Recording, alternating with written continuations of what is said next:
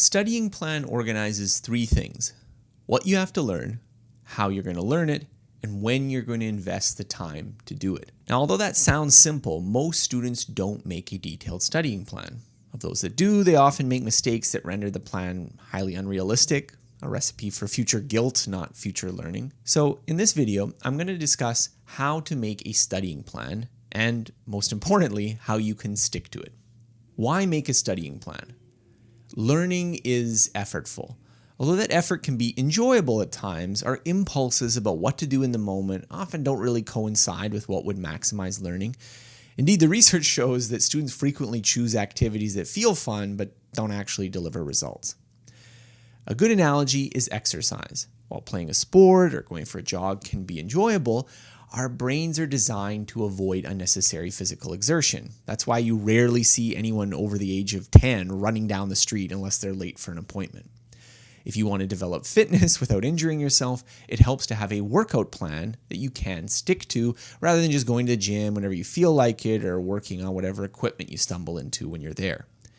The logic is the same for studying. Having a plan maximizes the chance of investing effort where it counts to create learning. So let's review the 7 steps to making a successful studying plan. Step 1, review your materials. Okay, so I'm assuming you've already chosen some class, book, tutorials, or other curriculum to guide you. And if you haven't, the first step is to do your research and find a good resource for the skill you're trying to learn. But the starting point is to review the curriculum and figure out, okay, what are the lessons that you're going to need to watch, read, or review? What are the practice activities that you're going to need to engage in to actually get good at the skill?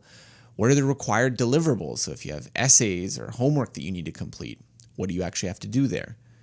And how do you need to use the skills and knowledge that you've gained in real life? So considering things like what's the format of the final exam or where you plan to apply the skills and knowledge you're learning is very important. So a pure practice project may be an exception. In this kind of project, you're not really working off materials, but just trying to practice or implement knowledge that you've gained elsewhere. For a practice project, you're kind of creating your own curriculum so you can choose your own pace. Now, these kinds of projects tend to be more successful when you're beyond the absolute beginner phase, so you can successfully guide your own practice. But otherwise, I would suggest finding a class or curriculum to guide you. Step 2, calculate your minimum time investment. The minimum time investment includes all the work you must put in to complete the class as specified. This includes things like how long will it take to do the required readings? How long will it take to watch any of the videos or lectures or attend the classes? How long will it take to finish the deliverables, so homework, essays, assignments, projects?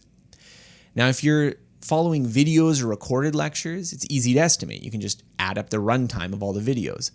Will you be able to watch them at an accelerated pace?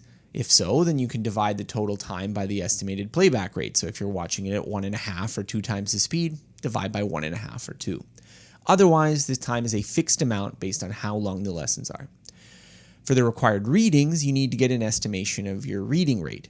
You can get a first approximation of this by just timing yourself reading a few pages and then just extrapolating that to the whole book. Read slowly and deliberately. The speed for long reading sessions is inevitably a bit slower than if you're just counting a few minute sprint. Now, homework can be hard to estimate in advance, but you may be able to get an estimate from the course provider, teacher, or past students. How long did they say that the assignments actually took them? The general idea here is to calculate the minimum time investment to just work through the materials you've already been provided without any additional studying.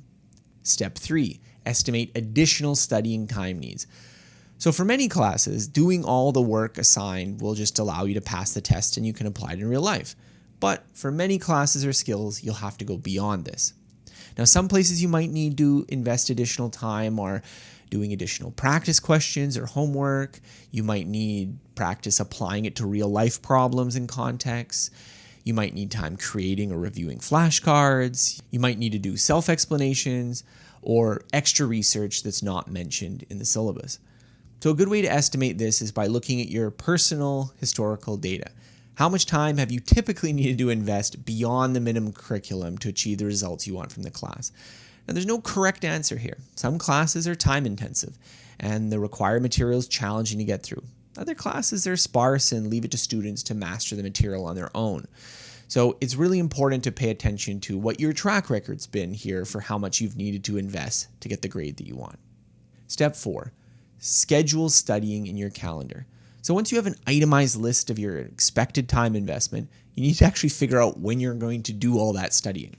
So put any due dates, exams, live lectures, or lessons directly in your calendar. For reading or working on the homework, things that you can do at your own pace, you should still allocate time for them, but there are two different ways to do it. Now, the most strenuous and rigorous option is to just schedule everything as an appointment. Now, I recommend this approach if studying has to fit inside an already crowded schedule. So if you're a busy parent and you're studying for a professional licensing exam, you'd better put in studying time directly in your calendar or it will get pushed to the side in the moment. Now, the more flexible option is to create a weekly or daily routine. So the exact activities in each block would vary depending on your goals, but the time commitments themselves would be relatively routine.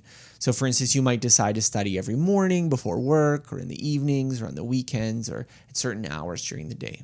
Step 5, sanity check. Okay, so at this point in the process, we can do a basic sanity check.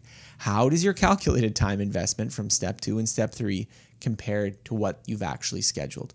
So if the available time you have for the project is less than the estimated minimum, you've already got a non-starter. You need to clear more time in your schedule, rethink the aims of the project, or expand the timeline that you're allowing yourself to complete it. If your available time is slightly over what you've budgeted, you have little room for error.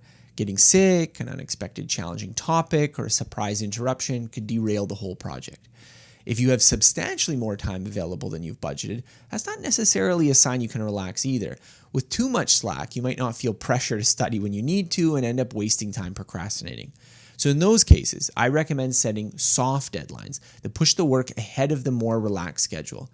This approach can keep the pressure comfortable but challenging so you have more room for error later and also for dealing with things that come up in the process of studying. Step 6, getting feedback. Making a plan is the easy part. The hard part is sticking to it. Fortunately, if you keep an eye on the feedback you're getting while you're studying and adjust accordingly, the plan that you make will be invaluable rather than just being something that gets tossed aside at the first brush with difficulty. So consider these sources of feedback. Number 1, feedback on sticking to your schedule. So the first source of feedback is your ability to actually execute the plan. A helpful strategy is simply to write your intention on an agenda or planner each day and then record what you actually did. So for instance, you might have intended to study for 3 hours on Wednesday, but you got interrupted and you only got in 2 hours. Whenever you encounter deviations from your plan, it's helpful to note what the source was for the obstacle. So even though you can't control everything, few obstacles are insurmountable if you recognize them. So consider, deviations due to interruptions from others might be something that, well, you can communicate your boundaries for your studying time so that others appreciate its importance. If you can't avoid interruptions, find your fallback studying slots in your schedule to make up for those occasional unavoidable distractions. You can also have deviations from lack of preparation. Your computer died, you couldn't log into your account to access the lesson, you had to buy colored pencils. Whatever happens, you can realize that maybe you need to do some of these things before the scheduled session to eliminate them. You might have deviations just because of procrastination or lack of motivation. In this case, you can try things like using the Pomodoro technique or lowering your expectations for proficiency in the first session to avoid perfectionism, or just alternating reading and practice to avoid mind wandering or boredom. Learning is effortful, and genuine obstacles can arise, making it hard to stick to your plans. However, if you can identify what's causing the interruptions, you can remedy them in many cases. Number 2, feedback on your learning progress. So the second source of feedback concerns your progress in learning. Sometimes skills and subjects gel instantly and you don't really need to review them. In other cases, the new material can seem bewildering and exceed your estimates of how long it takes to master. Once again, the key is to observe the feedback and break it down. Are you struggling because the basics aren't firmly entrenched? Drills, flashcards, or repeated practice on simple problems can help fix this. Are you struggling because you don't understand a difficult idea or concept? Self-explanations, talking to teachers and peers, and finding alternative explanations can be really helpful then. Are you struggling because you can't see what you're doing wrong or how to improve it? So looking for coaching, tutoring, corrective feedback, and guidance is going to be very helpful here. The more granular you can be in identifying your problems, the easier they are to resolve. Zooming in on particular concepts, movements, facts, or procedures is key to getting past these difficulties. Step 7, making modifications. So once you've gotten some feedback, you may need to modify your plan. That might involve increasing the hours you invest if you're falling behind, or it might actually change your routine so you can actually invest the hours you said you would. In the end, you may not stick to your original plan with total rigidity. The primary benefit of planning isn't to eliminate improvisation. Rather, it's to marshal the resources of time and energy needed to learn and identify obstacles ahead of time so that you can avoid them. What's ultimately useful is less the plan itself, but the thinking that goes into creating it.